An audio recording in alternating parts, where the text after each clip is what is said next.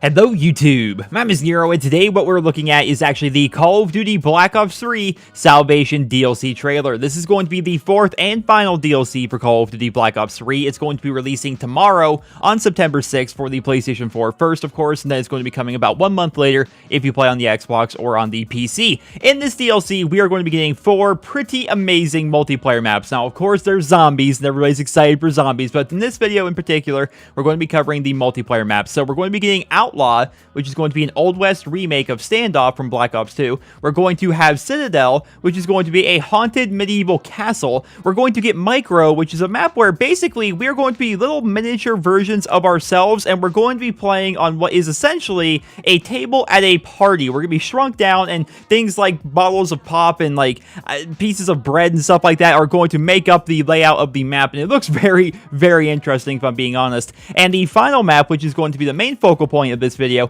is going to be Rupture, which is going to be a high-tech facility that's heavily fortified, which sounds super boring, right? Wrong. This is going to be a remake of the Call of Duty World at War map Outskirts, which is one of my favorite maps in Call of Duty history, and more importantly, this map is going to feature playable robots, or mechs as some people are calling them. This may seem odd for the Call of Duty franchise, right? Because these things are essentially going to be walking kill streaks. They're basically going to be vehicles, but if history is any indicator, they are just going to be sitting on the map for anybody to take at any given time. Once they are blown up, it's going to take a short period of time, then they're going to respawn at one of their spawn points, and people can hop right back inside these mechs. This may seem really weird for newer fans of the COD franchise, but back in World at War, we actually had tanks on just about every single multiplayer map. There were some exceptions, of course, and they weren't actually in every single game mode, but a lot of maps and a lot of modes featured tanks. This was actually the last time that we had proper vehicles in the Call of Duty franchise. They basically took out these vehicles that were just sitting on the map and turned them into kill streaks for the most part, right? Because back in World at War, of course, we had 3, 5, 7 kill streaks, nothing really too fancy.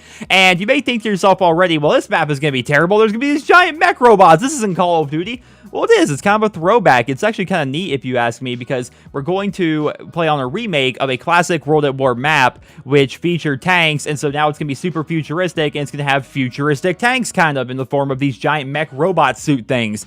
So I think that's going to be pretty cool. So back in World at War, you actually could kill these tanks pretty easily. Now, of course, you could go with a pretty good kill streak in these tanks if you did not know how to actually play against them, and just like in Battlefield, if you're really good in a tank, even back in World at War, it was pretty hard to kill you at times, unless people are just zerging you from all directions. But a couple of tips I can give you for World at War as well as Black Ops 3 is try using your satchel charges, or C4 as we know them here in Black Ops 3. So back in World at War, if you were to throw down a satchel charge and use it almost as a landmine, it would one-shot any tank if they were to drive over it. If you could get that satchel charge to blow up underneath the tank, it was a one-shot kill every time, whereas if you ran up and just threw your satchels and like put them on the side of a tank, it wouldn't really blow them up. It would take several of those for it to actually be effective.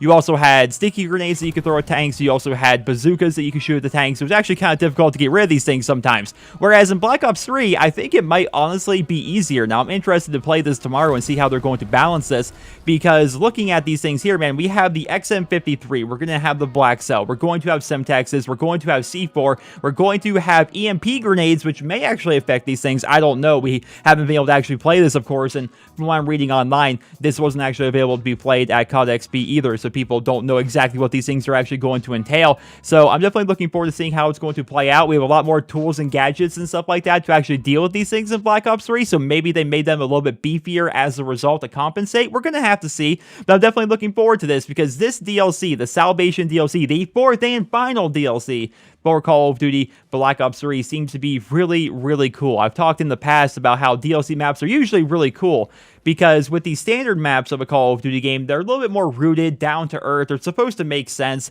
whereas with DLC maps, they just kind of go crazy with it, right? We have an Old West town. We're going to be playing in an Old West version of Standoff from Black Ops 2, which sounds awesome, man. We're going to have Citadel, a haunted medieval freaking castle, Micro, where we are I guarantee you, when they came up with the idea for from Micro, some guy, some map designer over at Treyarch was like at a party or something like that and just looked down at the table and thought to himself, you know, this table has some good flow. There's 3 lanes here between the condiments over here and the burger buns over here, and this could be a cool map. And then he started talking with some of his colleagues about it. Then suddenly we have this freaking map where we're running around as miniature versions of ourselves on a freaking table at a party somewhere. I think that's really interesting. Then, of course, the one map that really doesn't have a whole lot of creativity to it, it's a futuristic high-tech facility, as if we haven't seen that a bazillion times in Call of Duty, but it's going to be a remake of Outskirts from World at War. It's going to have tanks, quote-unquote, in the form of these giant robot mech things.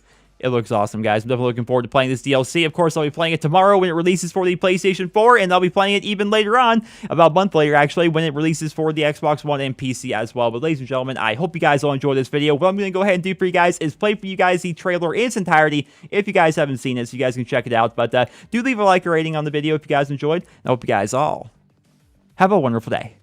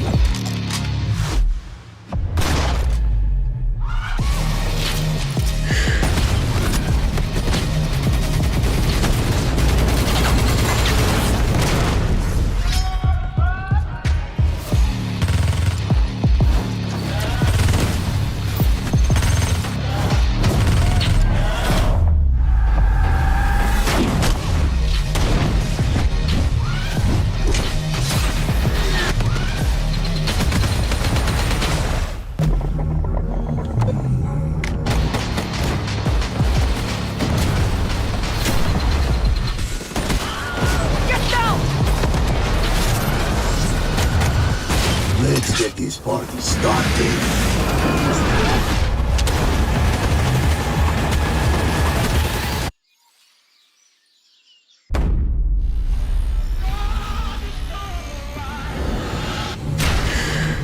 Dropped. Sniper down. Move it!